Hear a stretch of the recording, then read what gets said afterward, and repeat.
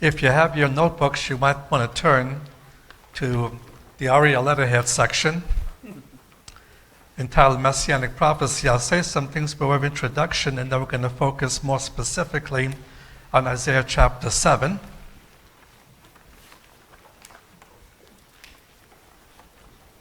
I guess I do this.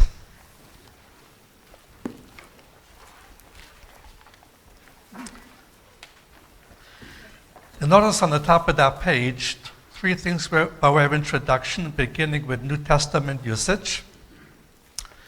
Now keep in mind, when the apostles went out to proclaim, initially to the Jewish people, about the Messiahship of Yeshua, Messiahship of Jesus, no New Testament book had been written yet. There's no John 3:16 to turn to. And they're able to prove the Messiahship of Jesus based upon specific passages in the Hebrew Bible. For example, in Luke chapter 24, verses 25 to 27, Yeshua explains the things concerning himself from the Hebrew Bible scriptures. In Luke 24, verses 44 to 46, Yeshua brings together prophecies from all three sections of the Jewish scriptures, and that is the law, the prophets, and the writings, to prove his death, his burial, and his resurrection, which are the three key elements of the gospel we need to believe. Acts 8, verse 35, Philip presents the Messiahship of Yeshua from Isaiah chapter 53. Isaiah 17, verses 1 through 3, Paul uses the Hebrew Bible to give the evidence of the death and burial and the resurrection of Jesus the Messiah. Acts 18, verses 27 and 28, Apollos' method of debating the Messiahship of Yeshua was to use the Hebrew Scriptures. Acts 28, verse 23, Paul debates with the Jewish elders in Rome using the Hebrew Scriptures, and this was the Scriptures of that day. And the New Testament started to come in a bit later. But when the initial stages, they had no New Testament. Not a single book of the New Testament had been recorded as yet. They were able to convince many Jewish people to come to faith based upon using the Hebrew Scriptures themselves, and we're going to be limiting ourselves, of course, to certain passages throughout this conference, and in my case, more specifically on Isaiah chapter 7. Now, dealing with different types of Messianic prophecy, there are actually 4 different categories of Messianic prophecies, just to discuss them briefly. First category, which is the one we're concerned with in this conference, is those prophecies which deal strictly with the first coming. And one example of many, Micah chapter 5, verse 2. Then you have a second category that deals with the second coming prophecies. And one example, Isaiah chapter 63, verses 1 through 6.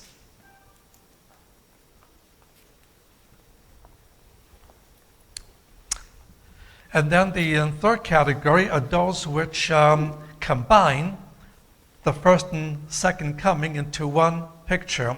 The first and second coming prophecies are blended together with no indication that there's a gap of time now 2,000 years long between the first and second coming. A good example is Zechariah chapter 9, verses 9 and 10.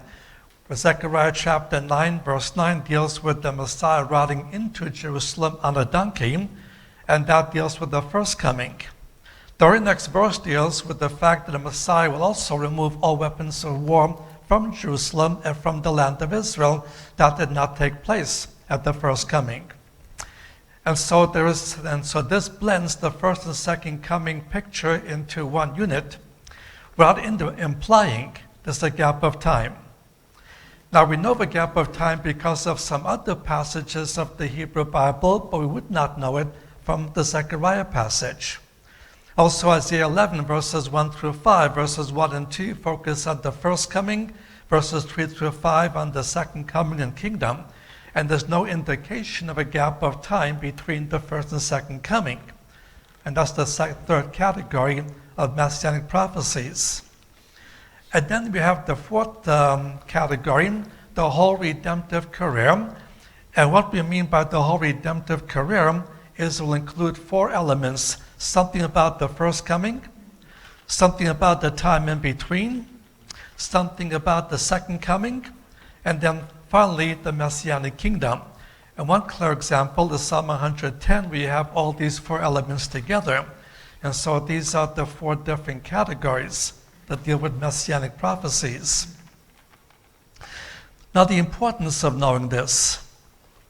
Number 1, it avoids oversimplification, such as the Old Testament saints looked forward to his death, and we now look back on his death, and I've heard that statement made many times. However, the fact Messiah would actually die was first revealed only through one of David's Psalms, Psalm 22, but Psalm 22 doesn't say why he will die.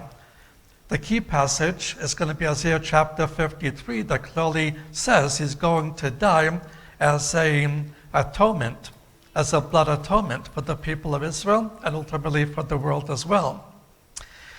So, when you have only Genesis or only the Torah, the 5 books of Moses, you would not know anything about Messiah coming to die. So this is one oversimplification that we can avoid. Further, another oversimplification, that during his first coming, he fulfilled over 300 first coming prophecies, a statement I've seen and heard many times, yet no one was able to give me a list of these 300 passages. What you have in your notebook is all the first coming prophecies, and there's not anywhere near 300 of them, but there are enough of them to clearly certify that that Yeshua, that Jesus was indeed the Messianic King, and fulfilled what was required of the Messiah at his first coming. So it avoids oversimplification. Secondly, it also shows us the manner by which prophecy will be fulfilled. If you look at these prophecies of the first coming, they're fulfilled quite literally. And there's no reason to assume that second coming prophecies will not be fulfilled literally. And therefore it shows us the way prophecy will be fulfilled, and the way they've been fulfilled in the past, they'll be fulfilled in the future, as it is written. And furthermore, those of us involved in Jewish evangelism, we cannot begin by reading the Gospel of John. If we're going to give him a gospel, we give him the Gospel of Matthew, that quotes the Hebrew Bible quite significantly. But even before we can get to Matthew, we have to deal with the question, what kind of Messiah did the prophets of the Hebrew Bible present? Until we have clearly shown that, we will not actually fulfill what we need to fulfill to get the Jewish mind to begin to seriously consider the seriousness of the Messiahship of Jesus. Now, with this background, let's turn for a moment to Isaiah chapter 1.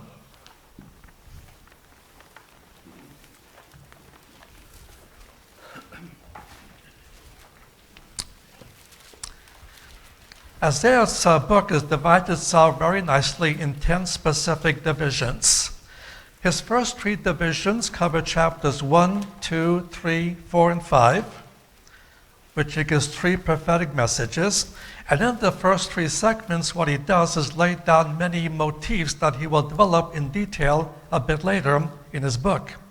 Then chapter 6, he provides us with the authority to be able to claim to be a prophet and prophesying the very words of God. And so in chapter 6, he gives us the details of his call to be a prophet. And then as you move from chapter 7 through chapter 66, all the remaining segments, he begins to develop more in detail the various specific points of the first 5 chapters. Now, with that concept in mind, look at chapter 1, and let's look at verse 4. Our sinful nation, a people laden with iniquity, a seed of evildoers, children that deal corruptly, that have forsaken Yahweh, that have despised the Holy One of Israel. They are estranged and gone backward. Why will ye be still stricken, that ye revolt more and more? The whole head is sick, and the whole heart is faint. From the sole of the foot even unto the head there is no soundness in it, but wounds and bruises and fresh stripes. They have not been closed, neither bound up, neither have been mollified with oil. In these verses we just read, he pictures the people of Israel as one individual. a very terribly sick individual, and it's a spiritual sickness, so totally spiritually sick with their sins. And in verse 6, notice three key words that he uses, that the people have been disciplined with the wounds, bruises, and stripes. Wounds, bruises, and stripes. Next time we'll see these three words used together. Is one of the most important passages of the Hebrew Bible, and the first coming is Isaiah chapter 53, where the Messiah that takes upon himself these wounds and bruises and stripes on behalf of Israel, so that the body of Israel could be healed of the spiritual sickness. And that will happen individually among the remnant who come to faith, and ultimately before the second coming, the whole nation will come to repentance and faith as well.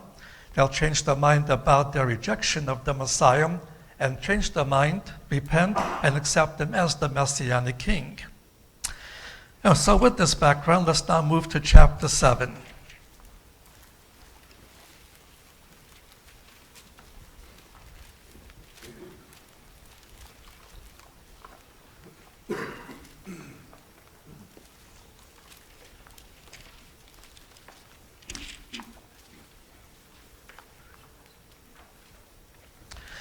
Now, reading verse 1, it came to pass in the days of Ahaz, the son of Jotham, the son of Uzziah, king of Judah, the Rezin, the king of Syria, and Pekah, the son of Ramaliah, king of Israel, went up to Jerusalem to war against it, but could not prevail against it.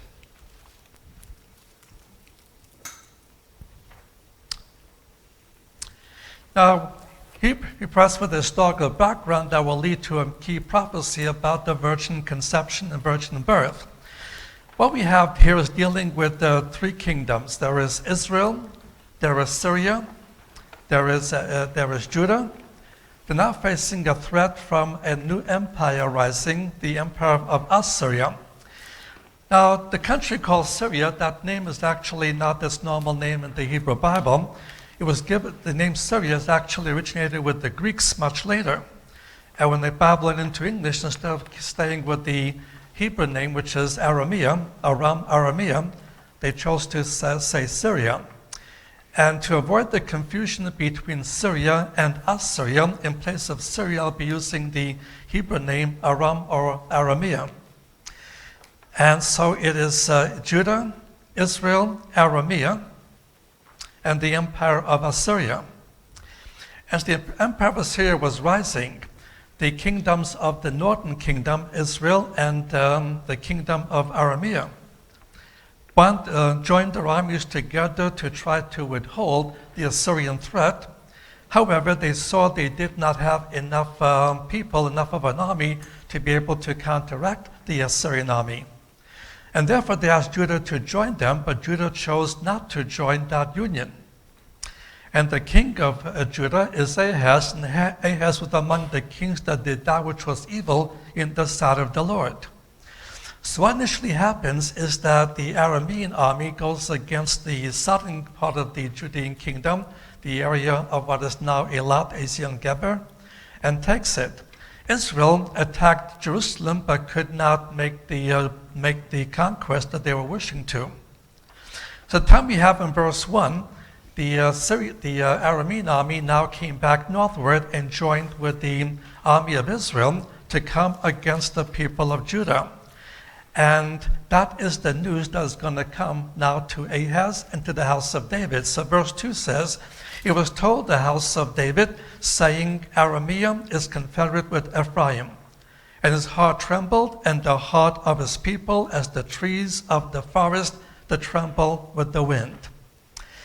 Now with this joining of the two armies together against Judah, that filled the king of Judah, Ahaz, with fear, but also it threatened the house of David. What's important to understand in this prophetic segment is that dealing with Ahaz as an individual and the house of David as a unit.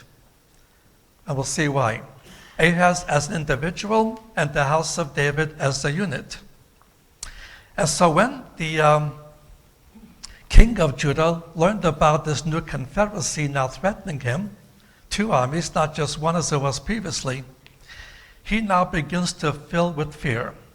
He came up with his own solution. His own solution was he would send a large sum of money from the temple compound and send them to the emperor of the Assyrian Empire and ask him to deliver Judah from these two kings threatening him.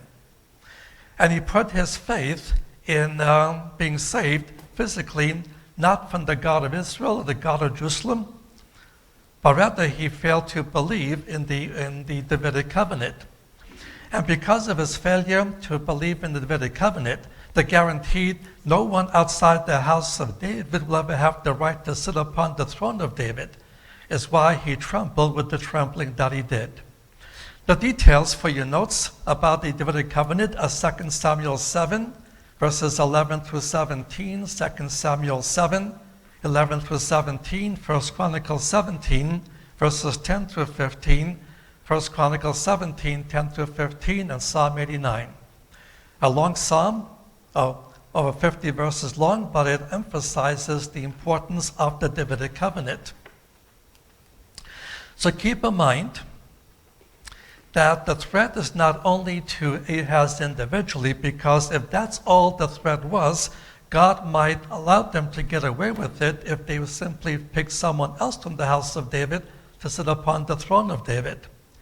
But the plan goes further, in that they were going to totally remove the house of David from the throne of David and set up a new dynasty totally unrelated to the house of David to sit upon their throne. And that is something God would not let them get away with, because that would violate the promises of the Davidic covenant. So moving now.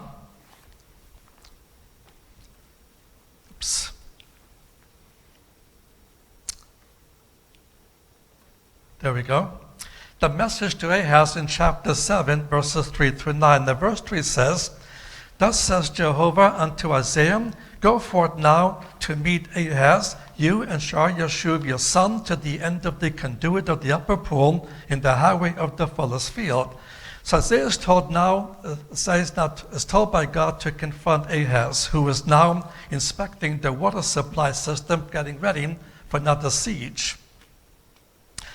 And he's already decided to make the appeal to the emperor of Ahaz. Also notice Isaiah is told to bring his son with him, Shar-Yashub. That's to be a reason why the son is there. And we'll see why he's there.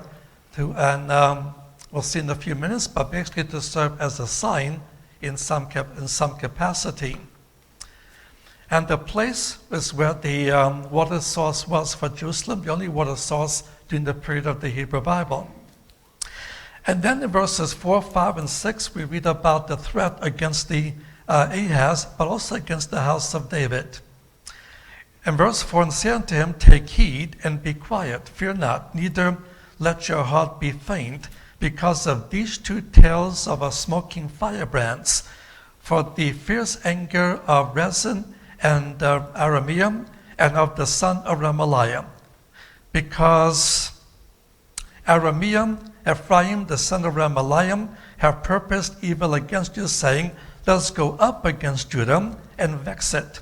Let us make a breach therein for us and set up a king in the midst of it, even the son of Tabiel. Thus says the Lord Jehovah, It shall not stand, neither shall it come to pass.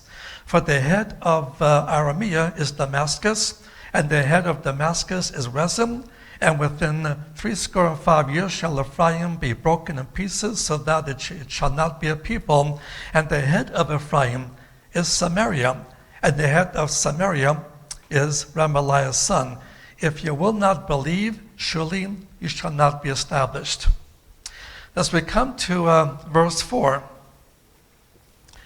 we see the plot against not just Ahaz, but against the whole house of David. And so he gives them a message of comfort of four things. Number one, in verse 4, be on guard. He's warning the king against any action that will further remove him from the God he's supposed to be loyal to, the God of Israel. So be on guard. Don't do anything of what you're thinking of doing, asking the help of the emperor of Assyria. Secondly, be quiet. He exhorts the king to calmness, and a calmness to be secured by putting his confidence in the God of Abraham and Isaac and Jacob. Thirdly, do not fear. And fourthly, do not be faint-hearted. At the end of the second part of verse 4, the object of fear, he says, are simply two burned out stumps. It's a piece of wood that's been in the fire, a stick of wood, and you remove it from the fire no longer burns, but is still smoking. And that's God's view about these two kings threatening the kingdom of Judah. In that, they're simply two ends of a poker, a stick. They're merely smoking, but will burn no more. They have done all the damage they will do to the Judah and to the city of Jerusalem. They're now just two tail ends of two sticks about to go out. Yes, they have ravaged Judah. They will not succeed in taking Jerusalem. And verses 5 and 6 then reveals the conspiracy that they had against the king of Judah. 3 steps. Number 1, let us go up against Judah and vex it. They don't want to destroy Judah, they need Judah's army. Just simply to vex it. Step number 2, split the city wide open, make a breach in the wall just to be able to run in and take the city over. And the third step, replace the house of David with the son of Tabeel. Ezra chapter 4 verse 7, Ezra 4 verse 7 traces the line of Tabeel much later at the time of the return from Babylonia. And this was a family that was also subsequently anti-Jerusalem. Now Isaiah wrote all of his book in using Hebrew poetry except for 4 chapters, which is Hebrew prose. And the essence of Hebrew poetry is not rhythm and rhyme as in English poetry, but rather it is parallelism. And sometimes he plays word games. And here's one example that these word games cannot be expressed in English because you don't have equivalent English words. But the way it normally would be pronounced, the name of this impostor is Taviel. Taviel, meaning God is good. But where Isaiah words it, it is Tavial, meaning good for nothing. He might have been named good for God, or God is good, but he'll be good for nothing. And so, again, keep in mind the threat is not only removing Ahaz. They might have been able to get away with that, but also threatening to remove the whole house of David, and that's what God will not allow for them to get away with. He will violate his covenant with David. So in verses 7 through 9, he describes the judgment of the confederacy. In verse 7, he declares this conspiracy will not succeed. It will not be successful.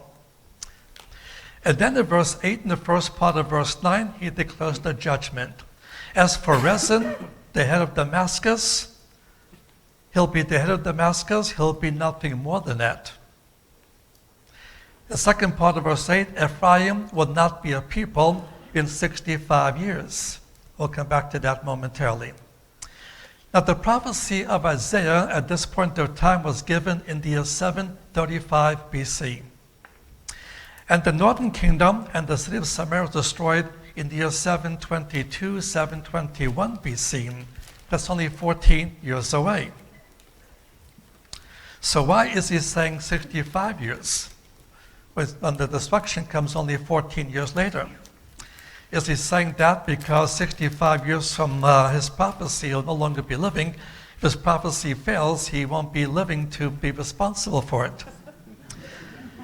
But if we also go back to other passages, 2 passages in particular, 2 Kings chapter 17, verses 22 and through 24, 2 Kings 17, 22 to 24, and Ezra chapter 4, verse 2. Ezra 4, verse 2, what we read is that a later Assyrian monarch, Esarhaddon,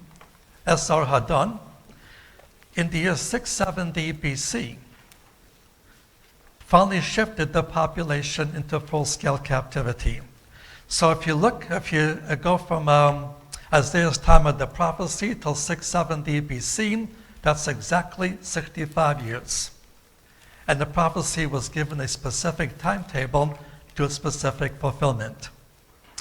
Then in verse 9, as for the son of Ramaliah, he's the head of Samaria. But again, the point is, that's all he'll ever be. He will never be taking over and ruling Judah and Jerusalem. At the end of verse 9, Isaiah declares to Ahaz, if you will not believe, neither will you be established. Here's a wordplay that doesn't work in English. In Hebrew, it sounds very similar wording. Im lo te'aminu, ki lo te'amenu. If we are trying to play the word game in English, it would go something like this. If Judah did not hold fast to its God, it would lose its fast hold by losing the land. If Judah did not hold fast to its God, it will lose its fast hold by losing the land. Another example, if in God you do not confide, then in power you will not abide. If in God you do not confide, then in power you will not abide. And then the third option, if in God you do not believe, neither blessing shall you receive. Now again, these are not translations of what the Hebrew says because we don't have word-for-word comparisons. But it gives you the effect of the wordplay that Isaiah was using, and he does this a lot throughout this book. So Assyria has become Ahaz's trust. He's putting his trust not in the God of Israel, but in the emperor and the empire of Assyria. If Ahaz would simply look to his God, he would not see the two kings threatening him, Pekah and Rezin. But if he's looking at Pekah and Rezin, he sees only Assyria. So as we come to the next segment, verses 10 through 17.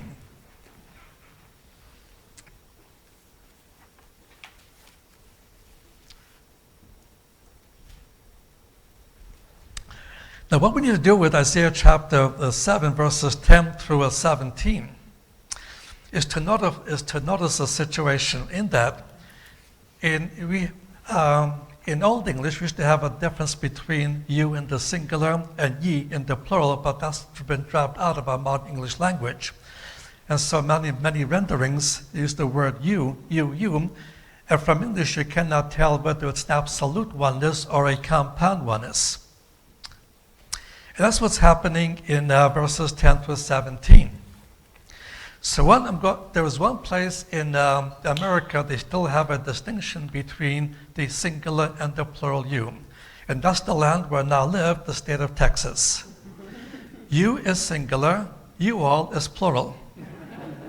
I'm going to read verses 10 through 17 in the Texas Standard Rendering. And Jehovah spoke unto Ahaz, saying, ask you a sign of Jehovah your God, ask it either in the depth or in the height above. Ahaz said, I will not ask, neither will I tempt Jehovah. And he said, hear you all now, O house of David. Is a small thing for you all to weary men, that you also weary my God also? Therefore the Lord himself will give you all a sign. Behold, the virgin shall conceive and bear a son, and shall call his name Immanuel. Blood and honey shall he eat, when he knows to refuse the evil, to choose the good, for before the child shall know to refuse the evil and choose the good, the land whose two kings you abhor shall be forsaken. Jehovah bring upon you and upon your people and upon your father's house days that have not come from the day that Ephraim departed from Judah, even the king of Assyria. So the text begins with the singular you. And in verses 10 and 11, he's giving Ahaz a chance to turn away from Assyria and trust the God of Israel. And so in verse 10 and 11, he offers Ahaz a sign. Ask you a sign.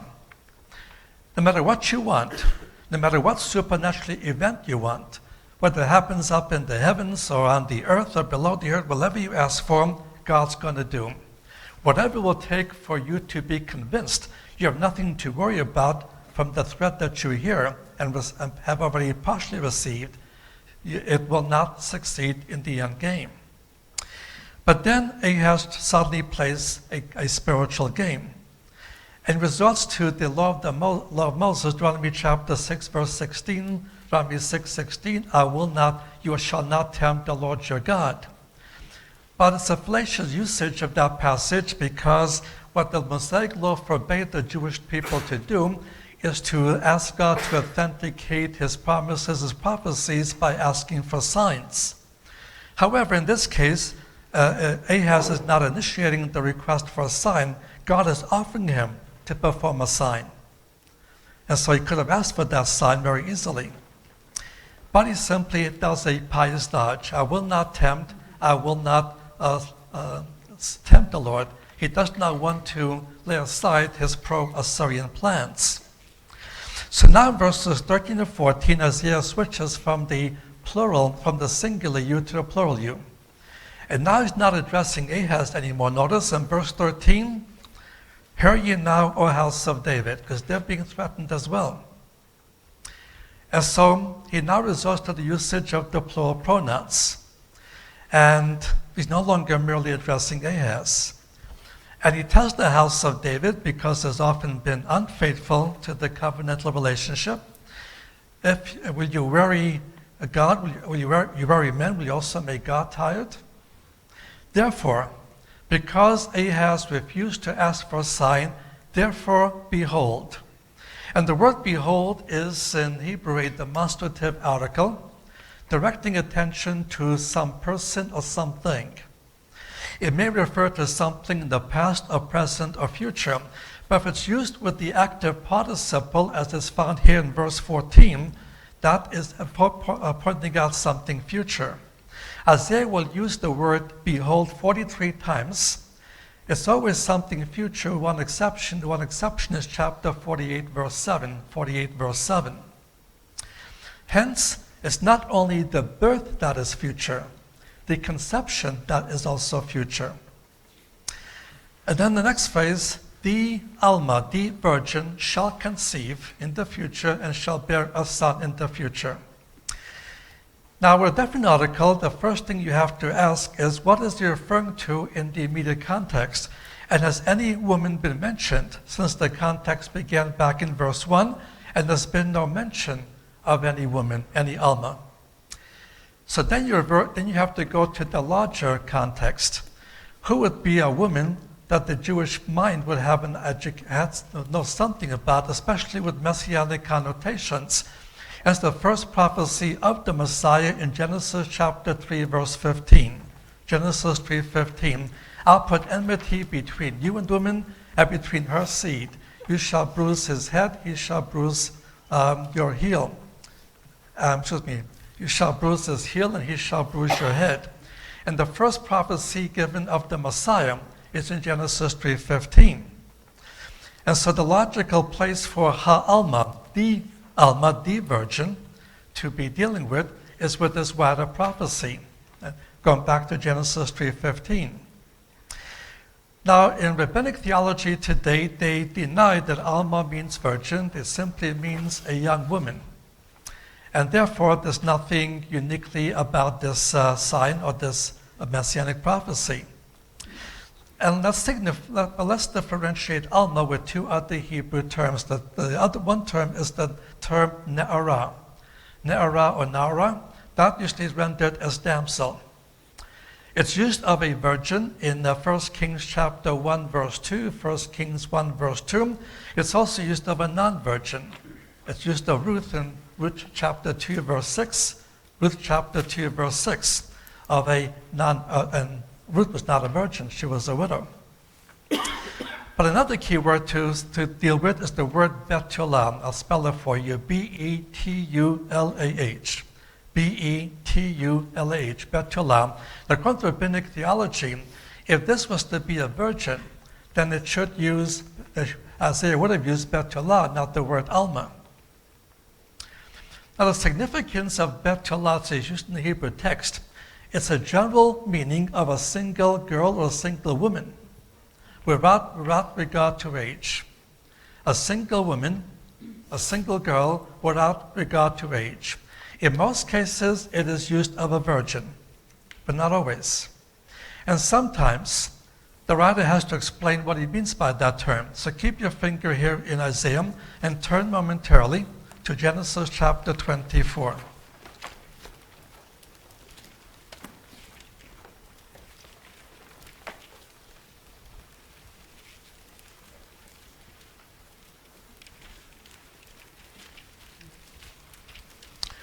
And look at verse 43, Genesis chapter 24 and verse 43. Behold, I'm standing by the fountain of water. Let it come to pass that if the maiden that comes forth to draw to whom I shall say, give me, I pray you, the water from your pitcher to drink.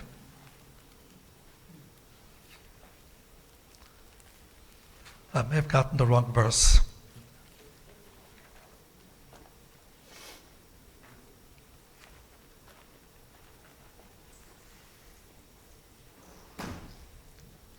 This was my first mistake since my last one.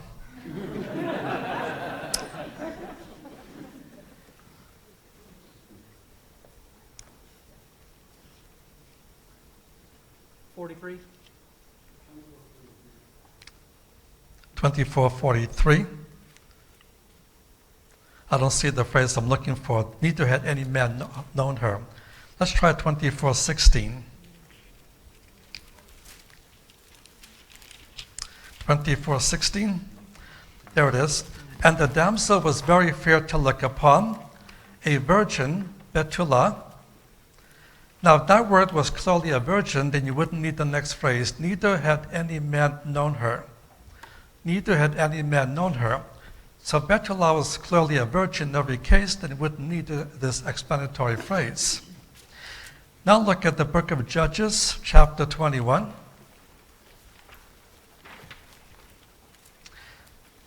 Judges chapter 21.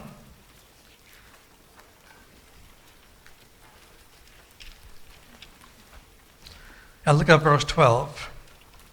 Judges chapter 1, verse 12. And they found among the inhabitants of Jabesh Gilead 400 young virgins. If that was, that's the word Betula in plural. If that was sufficient for virgins, you wouldn't need the next phrase, which says, that had not known man by lying with him. So sometimes the writers will use this explanatory phrase to show what they mean by the term Betula. But now look at the book of Joel, chapter 1. The minor prophet Joel, the second minor prophet.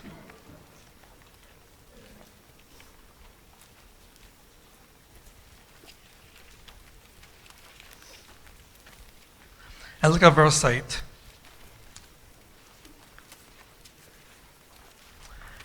And here notice how Betula is used. Lament like a virgin, lament like a Betula, girded with sackcloth for the husband of her youth. And now we're dealing with someone who is a widow. So Betula, yes, often refers to virgins, but not, sometimes it needs to be explained, and sometimes it, in a case like this one, refers to a widow. Now back to Isaiah chapter 7. So next we come to the term that's found in this text, Alma. Here's what we know about Alma clearly. It is a young woman of marriageable age. A young woman of marriageable age. Furthermore, in the 7 usages found in the Hebrew Bible, it's never used of a married woman. Never used of a married woman. A Betula can sometimes be a virgin, and a virgin of any age, but the word Alma emphasizes a virgin of a young age. And in the cognate studies, like in the New Testament, it uses the Greek word parthenos, which would also be, which in Greek means a virgin, and that's the way it was understood. Furthermore, in all the 7 passages we have of the word Alma, it never clearly makes them, they're never married women, and never clearly makes them to be a non-virgin. For example, Genesis 24, verse 43, Genesis 24:43, Rebecca, which was told not to, which was read earlier in verse 16, to be a virgin. In Exodus chapter 2, verse 8, Exodus chapter 2, verse 8 refers to Miriam, the sister of Moses. Again, these women were never married. Psalm 68, verse 25, Psalm 68:25, it deals with women of repute, worthy to participate in a religious procession. This would be virgins. It's used Twice in the Song of Solomon, in chapter 1, verse 3, 1 verse 3 in the context, someone worthy to be desired. In chapter 6, verse 8, he categorizes three categories of women. There are queens, there are concubines, and there are alamot, or plural for alamot, virgins. Queens are married to the king, and any royalty to sit upon the throne would have to be a son of one of these queens. In the case of concubines, they were there for the king's pleasure. The third category would therefore be those that were still virgins, prospective wives or prospective concubines, but not yet have become one. And then Proverbs 30, verses 18 and 19, Proverbs 30, verses 18 and 19, in contrast with the adulteress in chapter 30, verse 20, and the writer of this passage says, he knows how an adulteress would act given the circumstances. He doesn't know how an alma would respond, who's still a virgin. So in all the passages, there are always single women, never used of a married woman, never used of someone who's not a virgin. So when we come to Isaiah 7:14, dealing with the virgin birth, the context requires the miraculous, something supernatural. It finally gives us an explanation of how Genesis 3:15 is going to be fulfilled. Now keep in mind, God is the one performing the sign. So if God's the one that's performing the sign, you have only two options. Either it is a virgin birth or an illegitimate child. If it's an illegitimate child, that will create a moral problem because God is the one who's doing this. And furthermore, a child born illegitimately would hardly be a sufficient sign to get Ahaz to believe, or the house of David to believe. And therefore, clearly you have to focus as this being the virgin birth. And finally, the name to be given the child is Immanuel. And the book of Isaiah gives us a number of different names for the Messiah. This is just one of them. You have in chapter 9, Wonderful Counselor, Mighty God, Everlasting Father, Better Father of Eternity, Prince of Peace.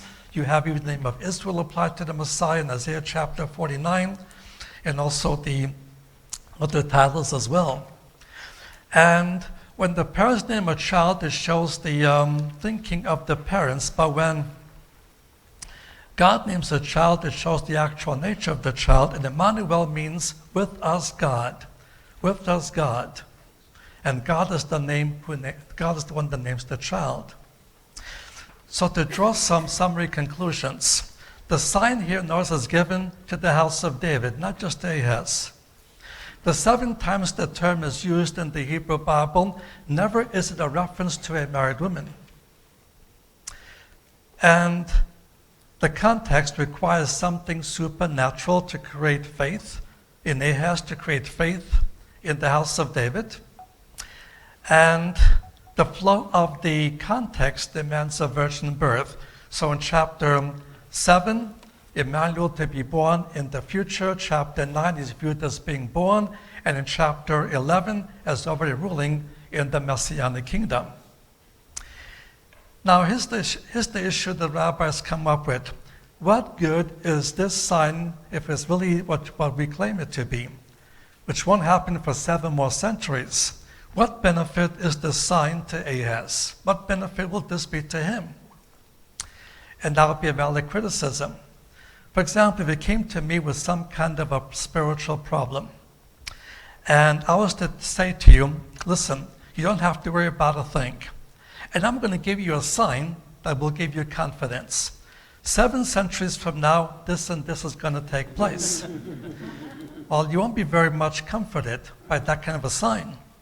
The person giving you the sign won't live that long. You won't live that long.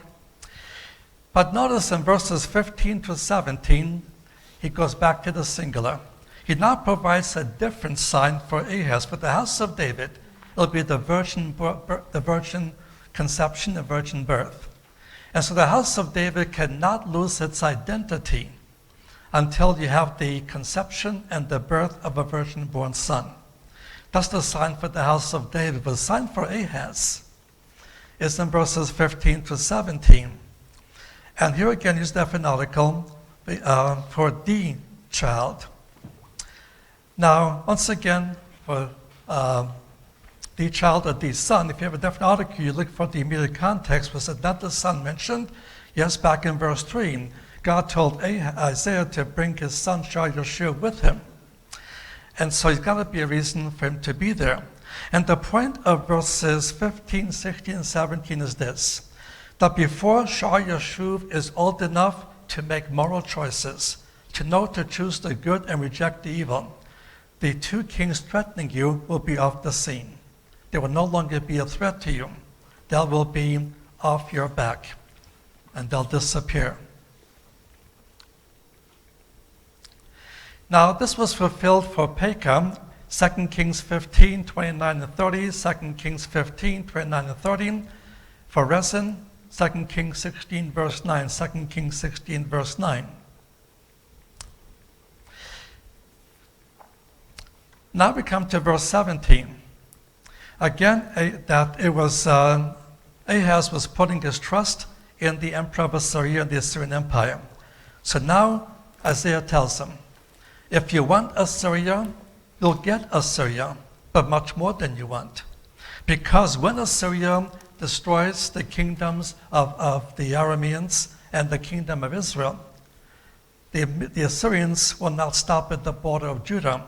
They will also take over Judah, and Judah will become servitude for the next several decades to the empire of Assyria. And because Ahaz did not trust his own God, but trusted the emperor, now will be a subject to the emperor, and no longer be a free reigning king any further, but a subjective king to the Assyrian Empire. And what he does then in verses 18 through the rest of the chapter, describing the Assyrian Empire, the Assyrian invasion right through verse 21, actually should be verse 25, and to show how Judah fell to be subterfuge and is subjected to the emperor of Assyria. And the fulfillment of this is found in 2 Chronicles chapter 28, verses 20 and 21. 2 Chronicles 28, 20 and 21. And now look at Isaiah chapter 36.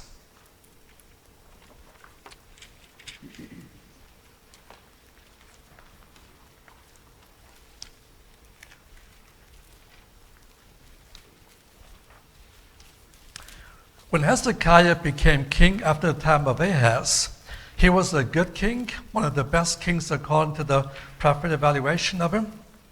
And generally he obeyed the prophecies and the admonitions of Isaiah, but he allowed himself to be talked into to rebel against the empire of Assyria.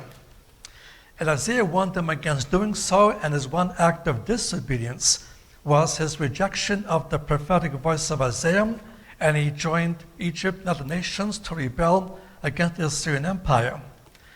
And now he suffers for it.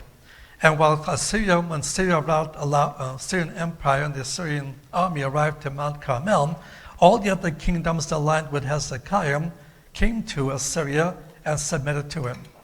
And now Judah stood alone. And now, in end, this is Sennacherib, now the new emperor. He will destroy 46 of the fortified cities of Judah. And now he's going to besiege Jerusalem. And now look at verse 2 of chapter 36. And the king of Assyria sent Rabshakeh from Lachish to Jerusalem unto King Hezekiah with a great army.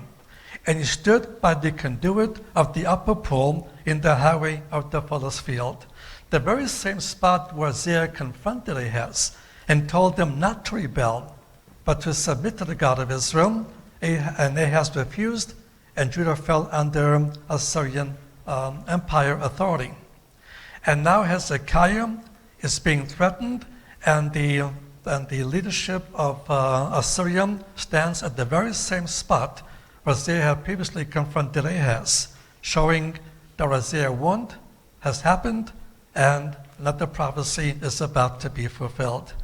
But while Sennacherib took so much, he failed to take Jerusalem because Hezekiah repented, and therefore he was freed from seeing his city destroyed, but he was back under subjugation to the Assyrian Empire. So we look at the context and break down the Hebrew wording and so on, we clearly have a virgin birth prophecy. Even within certain evangelical circles now, they say there's a double fulfillment here. It was fulfilled one way in the days of Isaiah. It was fulfilled the second way in the Matthew chapters 1 and 2. But if it did not require a virgin birth in Isaiah's day, then there's no reason to need to believe in a virgin birth in the Matthew Gospel and the Luke Gospel, with which they make clear that Miriam was a virgin. But if we stay with the text, understand the differences, what's happening here between singular and plural and so on, it is a prophecy with a singular fulfillment. And that singular fulfillment is fulfilled in Matthew 2, when Mary or Miriam gave birth to her firstborn son, and that is Yeshua, Jesus. Last time I was here, I told you several rabbi stories. I didn't write down which ones I told you, so I don't want to repeat myself, but I have about 5 minutes left, so I'll tell you a story that has a Jewish connection. It's about a Taliban terrorist running from the authorities. He's fleeing to the desert. He's run out of water. He's getting desperate. He looked up on the horizon, and he saw what might be an oasis. And every oasis has water. When he got to what he thought was an oasis, he doesn't see any trees, no water. All he sees is an old Jewish man selling ties. And there were stacks of ties that from a distance could have passed for trees that he thought he saw. So the Taliban terrorist asked the Jewish man, "Don't you have any water here?" Jewish man says, "I have no water, but I have all these nice ties, only $5 American a piece."